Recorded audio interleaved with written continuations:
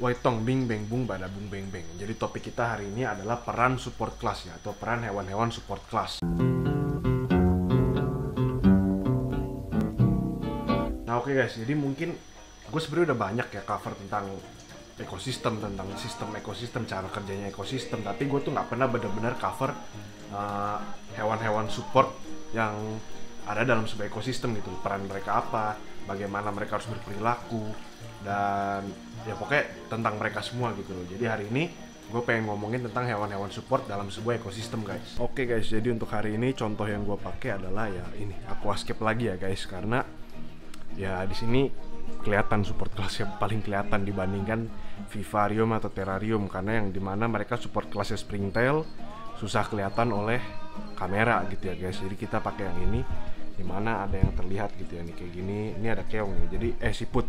Jadi di aquascape ini support kelasnya tuh siput, dan ada juga di sini, dan ada juga di dinding, dan ya gitu ya, itu yang kelihatan ya guys. Tapi sebenarnya support kelas yang asli itu ada di dalam sini, di pasir-pasir ini dan di dalam filter.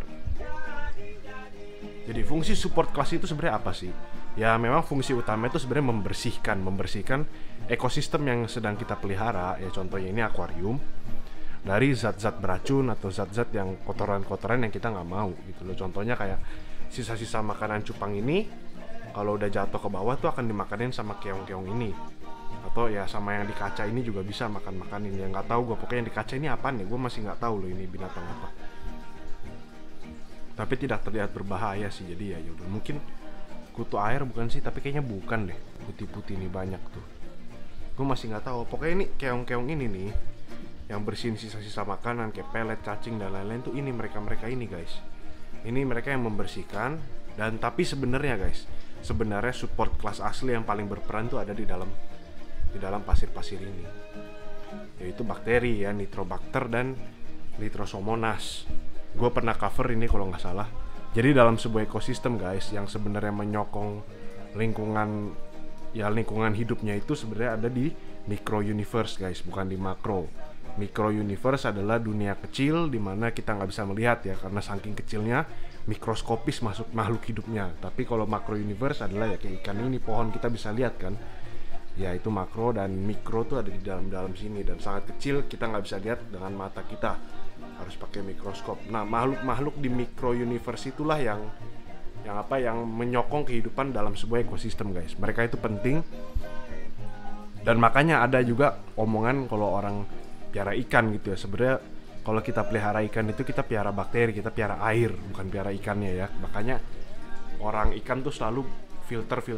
Mereka tuh mengutamakan filter, karena memang yang menyokong kehidupan dalam akuarium mereka, dalam glass pond atau dalam kolam mereka itu ya bakteri-bakteri yang ada dalam filter. Kalau nggak ada bakteri-bakteri dalam filter itu, ya nggak lama umur ikan-ikan yang mereka piara guys. Makanya mereka tuh selalu telaten ngerawat ya sistem-sistem penyokong kehidupannya gitu loh. Dan kalau dalam aquascape ini ya penyokong kehidupannya ada di filter dan ada di pasir ya guys, yaitu bakteri-bakteri Nitrosomonas dan Nitrobacter.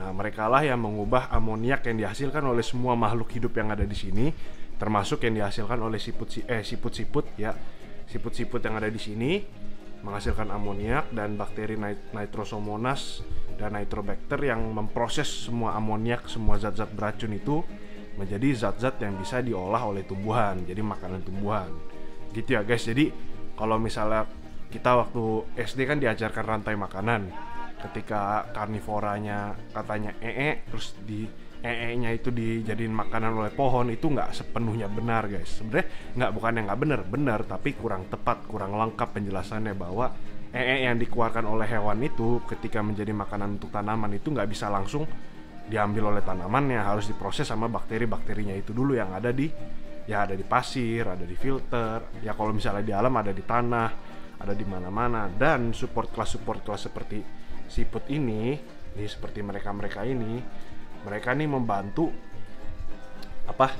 mengurai makanan yang udah ada gitu loh. Ya jadi pokoknya intinya support siput-siput ini tuh membantu pekerjaan si bakteri gitu loh. Jadi ibaratnya karyawan tambahan lah untuk menyokong kehidupan yang ada di ekosistem ini.